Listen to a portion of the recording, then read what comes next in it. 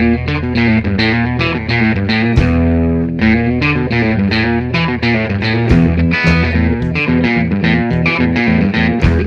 a todos e benvidos un día máis a Cotío, o noso espazo de entrevistas en Badal Televisión. Hoxe está con nós José Fernández, veciño de aquí de Maside, da nosa contorna, e ademais profesor e tamén inspector de educación, coñecedor de todas aquelas escolas rurais que había na nosa contorna e das que falaremos hoxe un pouco máis ao detalle. Entre elas, a que hoxe en día é a Fundación Benigno Quiroga e a Escola Nova de Punxín. Que tal, José, como estás? Hola, bo día. Gracias. Bueno, pois como dicía ti, pois és un pouco coñecedor de como foi esa historia das escolas rurais na nosa contorna. Sabemos que aquí no Carballiño había 4 escolas rurais, entre elas esta de Punxín que che comentaba. Contanos un pouco cales eran estas escolas e, bueno, como foi esa época. Digamos que son todas do século XX, non? Sí, máis ou menos de principios do século XX. Estas eran escolas, ainda que estaban na zona rural, e nos concellos, pois, que se poden cualificar así como rurais, algunhas en parroquias, eran criadas por emigrantes indianos. Indianos eran os que ian a América, porque a emigración nese tempo, pois a finais do século XIX, primeiro terzo do século XX, fundamentalmente a emigración era a América, a Cuba, a Buenos Aires, tamén algo a Brasil, por aí outros países, porque a emigración a Europa empezou moi posteriormente, despois da Segunda Guerra Mundial, e temos que situar alas os anos 60, onde aí se compartía pois a emigración a América e a emigración a Europa. Deses anos, cando empezou a emigración a América, prácticamente xa non hai escolas construídas por emigrantes, porque ese papel que no seu día pois asumiron particulares que tiñan certo patrimonio, facían obras pías, empezou a asumilo xa o Estado. Entón, todas estas escolas se chaman escolas indianas por iso, porque viñan das Indias, xente que ia para lá, facía o seu patrimonio e apostaba pola educación. Se daban de conta de que ao chegar alá, pois, teñan moitos problemas, ían aos peores traballos, lógicamente, e botaban moito de menos pois unha formación. Ademais de facer obras sociais, cívicas, como no caso aquí de Carballiño, os irmáns Prieto, que construíron un asilo, tamén hai outras zonas, alá os irmáns Naveira, na zona de Betanzos, tamén construían asilos, outros axudaban a construir pois capelas, cruceiros, pontes, fontes, infinidade de obras que se consideraban necesarias na vida religiosa, porque era moi religioso naquele contexto, as persoas, e tamén na vida civil. Entón, deronse de conta de que facían falta preparación, tanto individualmente, como foi no caso deste de Benigno Quiroga en Punxín, hai máis, como a través de asociacións, pois, construíron escolas que eran escolas, se pode dicir, pois, destacadas naquele tempo, escolas boas, por así dicirlo, a nivel de construcción, e depois unhas eran dotadas o que se refire a profesorado polo Estado, e outras pagaban tamén eles todo, material, profesorado e todo iso.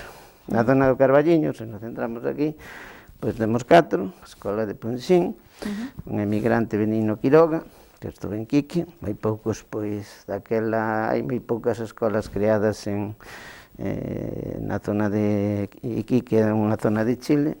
A emigración a Chile era daquela moi minoritaria. A outra escola en Galicia que está creada por un emigrante tamén de Chile, que a escola situada en Lavadores en Vigo. Son as dúas únicas que neste momento están catalogadas procedentes dese país. A maioría era de Buenos Aires e as outras pois de Cuba. Temos outra na Canda, alá en Piños de Cea, temos unha en Banga, temos outra en Moldes, de Moldes é posterior, ano 1950, e depois se nos estendemos un pouquiño á comarca do Ribeiro, temos unha de Cortegada, onde está ali situado, pois, precisamente o concello. Están gravadas en pedra, escolas repúblicas de Argentina, porque a maioría, a finalidade eran escolas, algunhas eran laicas, outras non, pero considerábase pois, que o ensino daquela debería nunha sociedade tan religiosa e demais, considerábase que máis avanzado e, bueno, que había que ter ideas máis libertarias e demais, e moitos apostaban por unha ensinanza laica. Bueno, esta Escola Nova de Punxín vai a cumprir agora pois un centenario da súa creación. Contanos un pouco como naceu esta escola, cales son os seus orixes? Sí, bueno, pois estes orixes veñen moi de atrás.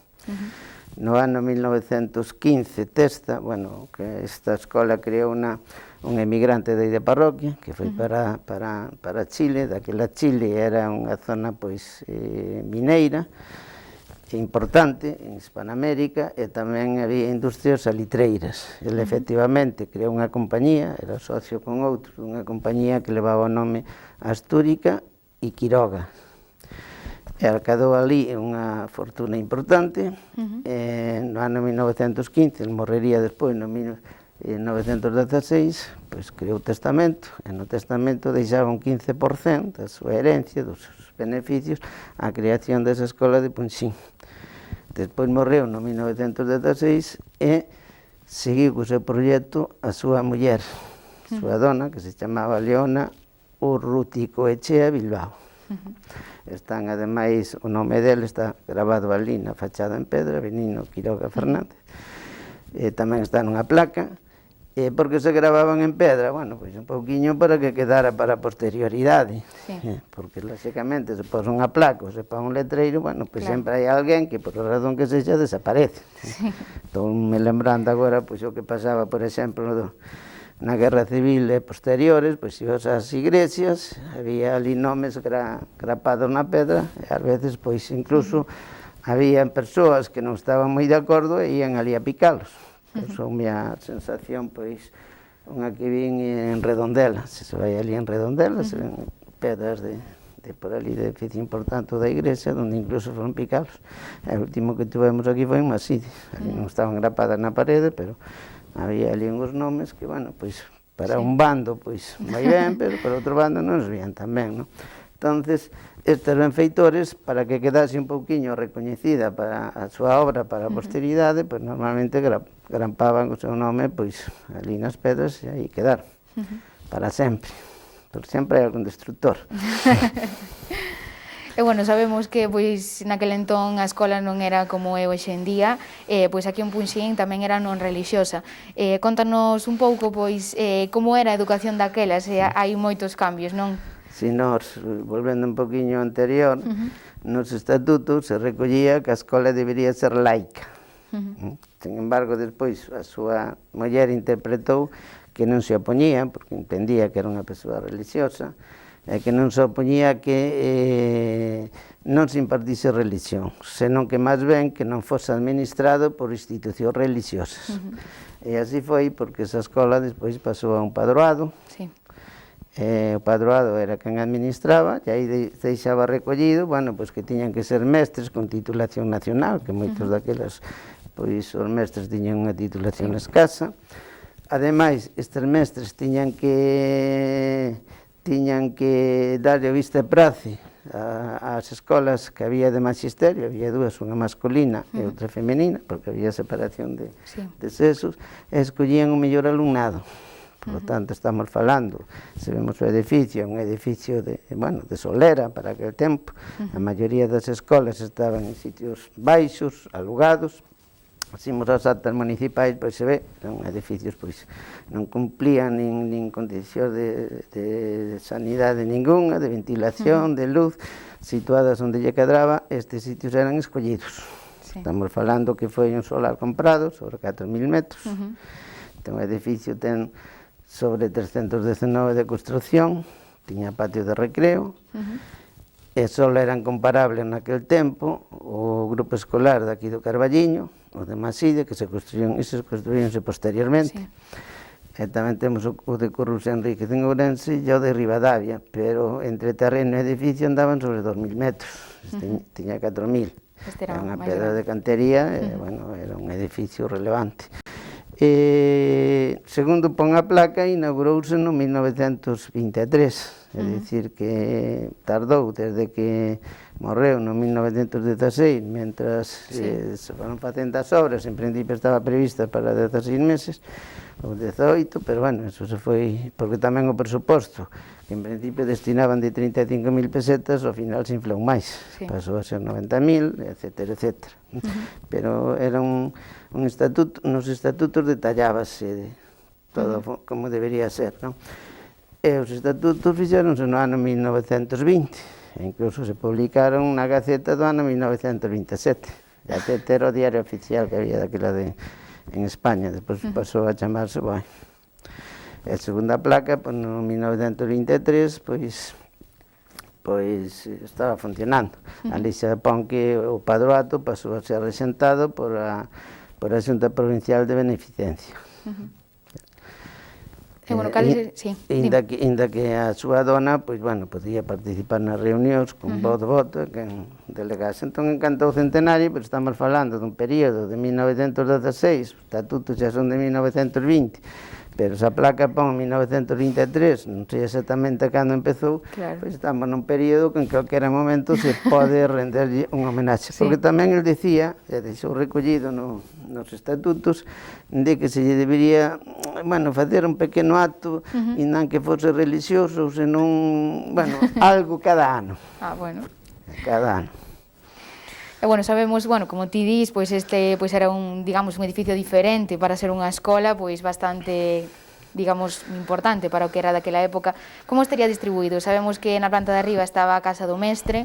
Que capacidade tiña, por exemplo, en canto a nivel de alumnos daquela época? Bueno, os fundadores, se pode ver, témoslos aquí, están ali, estas fotografías, ainda permanecen no edificio, Benigno Quiroga, e a súa esposa Leona Orruticoechea Bilbao. Se conservan tal cual. Aquí traigo, bueno, unha especie de fotografías con distintas tomas. Bueno, é deso que decía antes, aquí grabado aí o nome en pedra, parte dunha placa. Na parte de abaixo estaban os alumnos, os nenos, as nenas en idade de escolarización, que así quedou recollido nos estatutos, que podían acudir a ela o alumnado, nenos, nenas, porque daquela as escolas estaban separadas por xénero. Había escola de nenos e escola de nenas. Depois, na Segunda República, pretendeuse en algún momento levar a cabo a coeducación, depois no franquismo volveuse outra vez a separación, e na actualidade, pois xa sabedes que o ensino igualitario tamén se levou a cabo pois no que son as institucións, pero houve que esperar moito tempo, non? Entón, na parte de abaixo estaban as escolas dos nenos e arriba vivendas. Había unha parte que era escola de nenos e encima vivía o mestre, e outra parte que era escola de nenas e arriba vivían as escolas de mestres. Por que a distribución abaixo? Bueno, por razóns obvias. Os nenos son pequeniños, subir escaleiras lle custa, e se hai algún problema, pois é máis fácil sempre desaloxalos e todo iso. Esa é unha distribución xenérica en todas as escolas que temos, pois onde había casa de mestres, porque antes normalmente as escolas tiñan casa de mestres.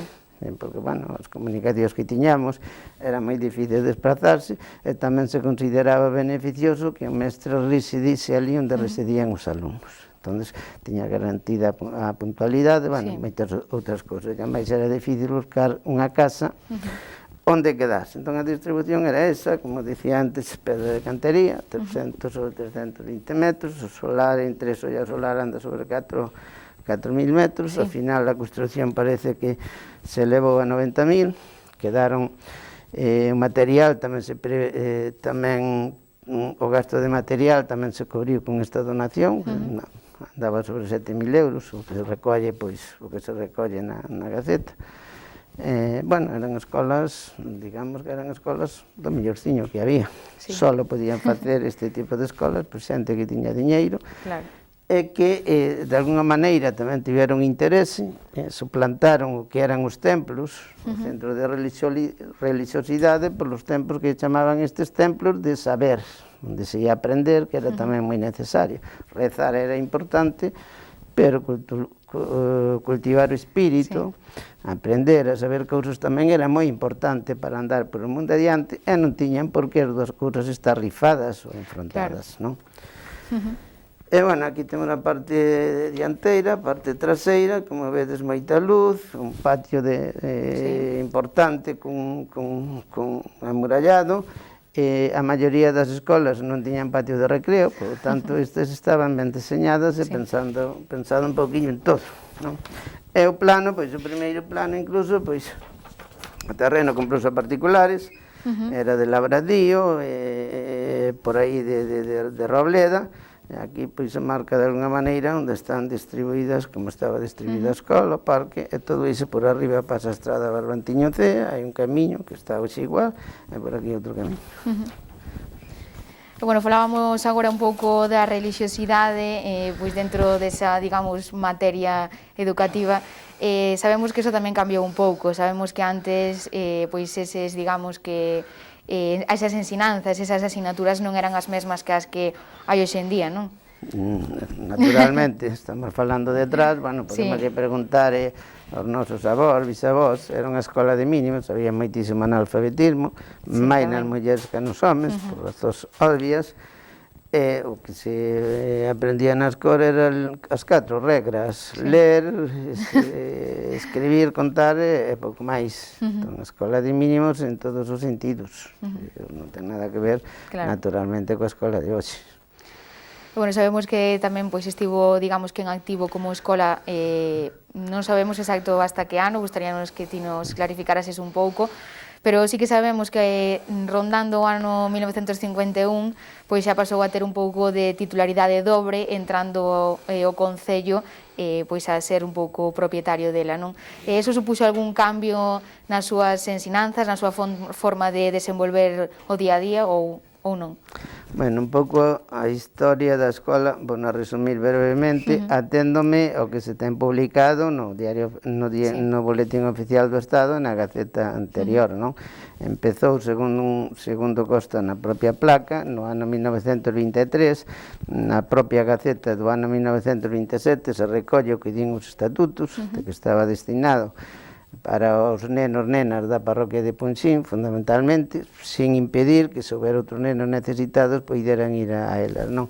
Entón, aí, pois, residía os nenos, o mestre e a mestra, que, como creo que xa dixen, se dotaba desde as escolas de magisterio, se buscaba alumnado con expediente, bueno, brillante. Despois, no ano, efectivamente, no ano 1951, houve algún cambio, pero houve un cambio por necesidade, é dicir, en principio o padroado dispuña de diñeiro, ademais se recollía nos propios estatutos que tiña que ter polo menos unha permanencia de 20 anos. Que pasou no ano 1951? Estou me limitando a publicado en BOE. Pois a profesora que había ali, titular, enfermou. Entón, parece ser, ou debería ser, que ao enfermar tiña unha menor retribución, entón acordaron que unha parte dese local se lle alquilara ao Concello para que o Concello poidera pagar un alquiler, é dicir, unha maneira de axuda indirecta, e con iso a profesora que estaba enferma pois poidera seguir cobrando o seu soldo e contratar tamén unha sustituta. Entón, foi unha maneira, mira, como o local o resentamos nós, nada, pois vos alquilamos e con ese diñeiro, 2.000 pesetas eran daquela, despois con contrato de 2 anos, despois se debeu prorrogar, creo que se elevou a 2.200, e no ano 1956 si aparece tamén no BOE que se chama unha transmutación, é dicir, cambiar un poquinho esa finalidade. Entón, dedicaron a unha escola creo ali unha escola de iniciación profesional na modalidade agraria para os nenos e de ensinanzas de fogar para as rapazas. Tamén se impartía, porque estaban falando na época do franquismo, bueno, pois tamén se recolle que se impartía formación do espírito nacional. Bueno, era unha materia que existía daquela no currículo. E depois aparece, o que teño visto por aí, no ano 1980, pois instala ali tamén como dependencias, supoño que irían sobrando, os mestres xa vivían ali, entón a parte superior, bueno, quedaría baleira, e aparece, se dá conta de que se instala ali pois un videoclub, a Cámara Agraria Local e unha biblioteca. Pois no ano 1978 parece que se instalaron as instalacións deportivas que temos na actualidade. Actualmente sigue funcionando, por os coñecementos que eu teño nunca deixou de funcionar. Estánse escolarizando alumnado de infantil, de 3 anos ata cuarto de primaria, e depois o resto, pois vai a Maside. E, bueno, en estas escolas... Perdón, disculpa. Sí, sí. É das poucas escolas que se mantén activo, Sí, curiosamente. eso era o que te iba a preguntar. Sí. Destas 4 que, por exemplo, falamos desta comarca, non todas están en activo, non? Digamos que... Ninguna. Esta é a única, digamos. A de Moldes funcionou, vai ali a placa no Concello do Carballiño, creo que pon no ano 1954, bueno, antes había outra escola no Pobo, pero aquí a de Moldes funcionou hasta que se incorporaron no grupo escolar de Bogorás. A de Moldes, ademais, pois o benfeitor era un José Lamas García, que era da familia dos Chemos Lamas. Xa foi do ano 1950, das poucas construídas de emigrantes en México. Bueno, no ano 1950 xa era unha etapa bastante tardía. Despois, xa que temos en Vanga, Martínez da Marcos de Avellaneda, este era o proxecto inicial de 1931. Tamén no ano 1931 se construiu a da Canda, en Piñor de Cea. Este proxecto, pensado, era na época da República, estaba distribuído de outra maneira, que non estaba hoxe de acordo aos principios daquela republicanos. Nenos, vivenda de mestres, pero se vemos aquí se entraban xuntos.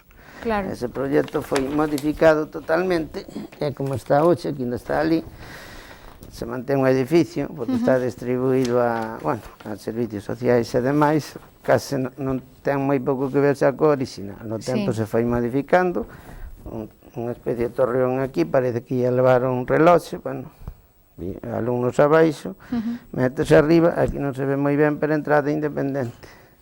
Nenos por un lado e nenas por outro. Moitos tiñan reloxe, porque tiñan reloxe para orientar a vida laboral. Antes, pois, sabedes que a vida, o ritmo da vida no campo marcaban as campás.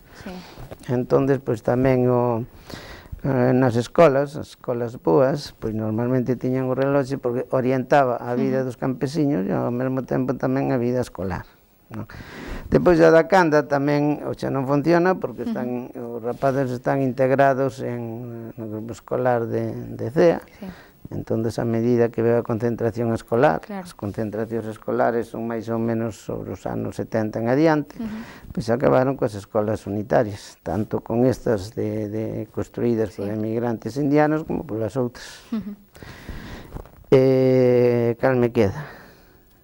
E a de Vangue exactamente igual, tamén estive en funcionamento, pois hasta que se incorporaron aquí no grupo escolar do Carballiño.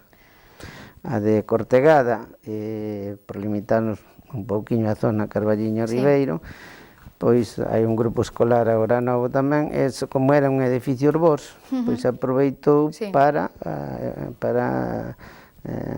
ocupar as dependencias do Concello.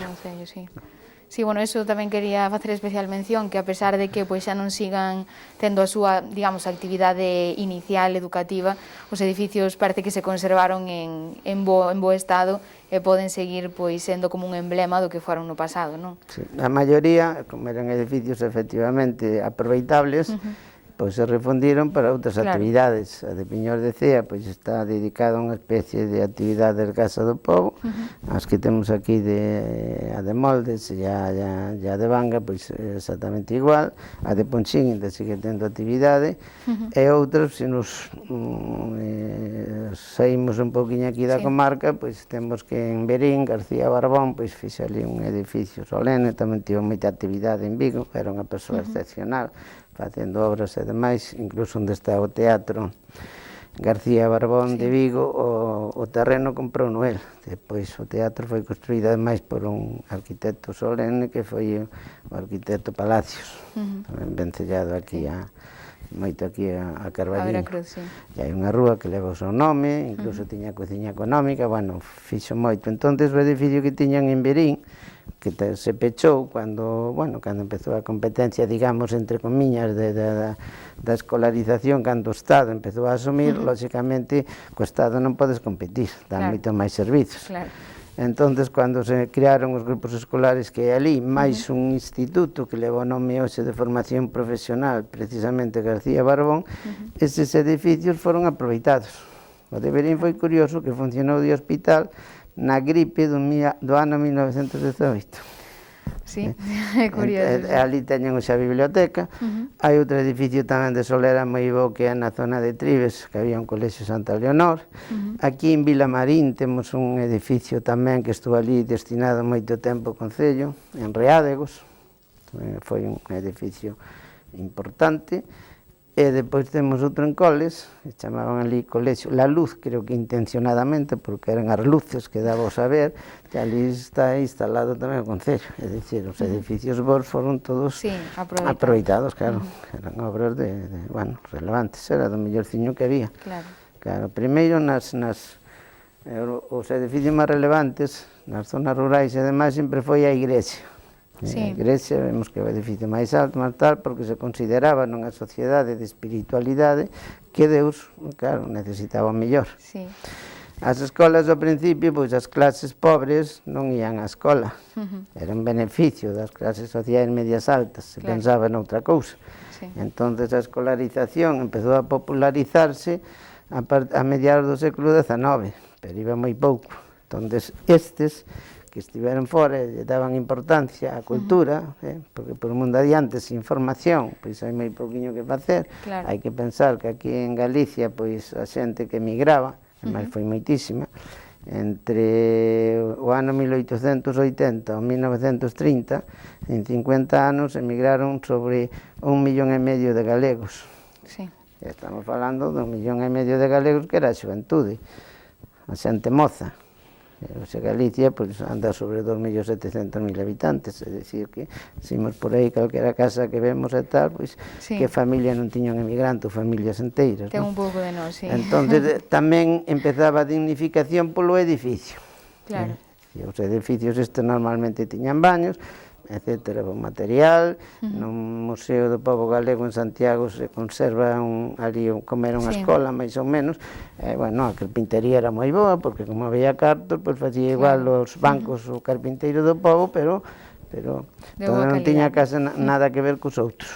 Porque a dignificación empezaba primeiro escollendo un terreo bo, non o peor de todos, senón o bo, que fora soleado, que estuvera próximo ao pobo, que tuvera lugar de recreo, e depois a construcción tamén, e que tivera luces e todo iso.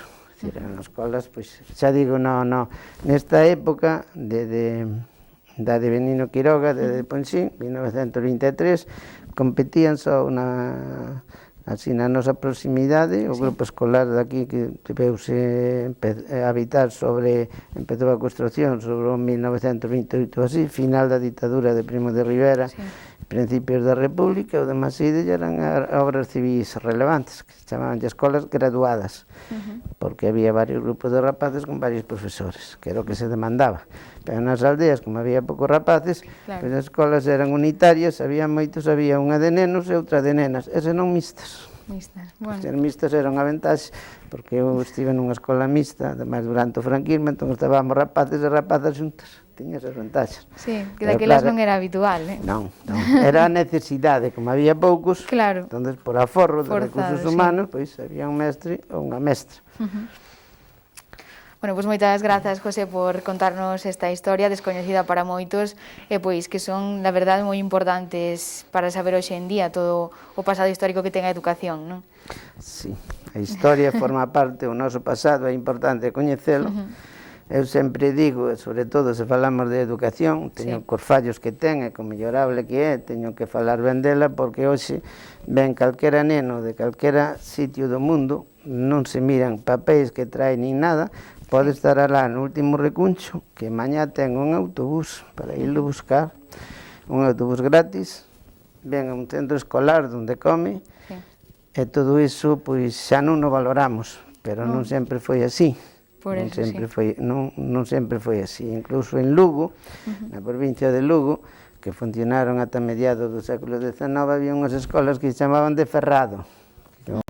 Non había moitos recursos, pois pagabanlle a un mestre e pagabanlle con cereais. O ferrado é unha medida que se utiliza, entón pagabanlle en especie. Entón, este ben que temos, que ainda é moi mellorable, pero en educación adiantamos moitísimo. Xa digo, se pensamos ben, un día seguinte de un neno ou unha nena en calquera sitio se vai buscar, ten ali un transporte, ten garantizado un comedor que hoxe, sobre todo nestes momentos en que estamos, a mellor comida que fan moitos nenos e nenas é a do comedor escolar. E sobre todo aprenden a comer, porque se pon variado, hai peixe, hai de todo. Hai de todo, entón fai unha función tamén social nese sentido, xa non só educativa, senón tamén o demais moi relevante. Bueno, pois moitas grazas, José, por estar con nós hoxe. Grazas a vos, é un placer. E, bueno, os nosos espectadores tamén moitas grazas por estar con nós e vémonos de novo mañá en Acotío.